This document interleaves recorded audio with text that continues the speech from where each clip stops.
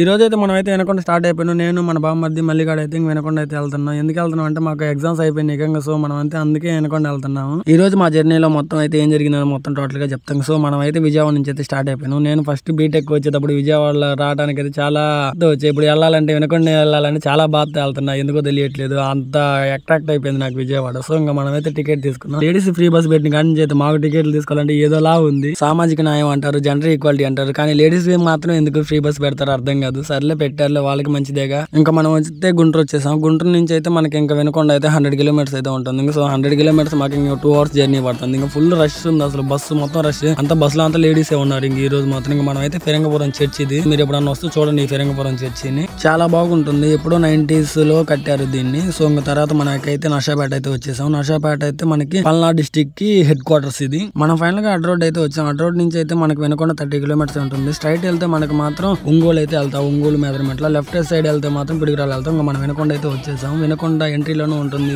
Red CPI వాళ్ళు. అయితే వినకుండా నాకు పర్సనల్ చెప్పాలని చాలా ఎమోషన్స్ ఉన్నాయి ఈ ఊర్లో. నా చిన్నప్పటి నుంచి ఈ ఊర్లోనే ఉంటున్నా కాబట్టి చాలా. నా స్కూలింగ్ నా ఇంటర్మీడియట్ మొత్తం వినకొండలోనే అయిపోయింది కాబట్టి సో అందుకే ఇంత ఎమోషన్స్ ఉన్నాయి. నేను వినకుండా తప్ప ఇంకా ఇప్పుడు బయటకు వెళ్ళాలి. ఇప్పుడు బీటెక్ వచ్చిన తర్వాత నేను బయటకు వెళ్ళింది. సో మనం అయితే వినకొండ బస్ స్టాండ్కి వచ్చినాం. వినకొండ బస్ స్టాండ్కి వచ్చిన ప్రెసెంట్ అయితే మనం వినకొండ బస్ స్టాండ్కి అయితే వచ్చినాం. వచ్చిన తర్వాత అయితే మనకి వినకొండ ఓవర్ వ్యూ అయితే ఇలా ఉంటుంది మనకి పై నుంచి అయితే. ఇంకా తర్వాత అయితే మనం ఇంకా స్టార్ట్ అయిపోతున్నాం. మన పేతురన్న అయితే వస్తా అన్నాడు. ఎంతవరకు అయితే రాలేదు మనిషి. ఇంకా లాస్ట్ కి అయితే వచ్చాడు. వచ్చిన తర్వాత అన్న అయితే ఆటో ఉంది. అన్న ఆటోలో రారా తమ్ముడు నేను ఎక్కడికి వెళ్తాను అన్నాడు. ఇంకా సర్లే నేను బామ్మది అయితే పైకి ఎక్కువ వచ్చిన చిన్నపిల్లల. ఫైనల్లీ మన ఊరు అయితే వచ్చినాం. ఇప్పటి నుంచి మన వ్లాగ్స్ అన్ని ఒక 10 days మాత్రం అన్ని మా ఊరు నుంచే వస్తాయి. సో కొంచెం ఎంటర్టైన్ అయితే చేస్తాం. అంతవరకు ఛానల్ సబ్స్క్రైబ్ చేయండి. సాగర్ వాల్మీకి వ్లాగర్స్.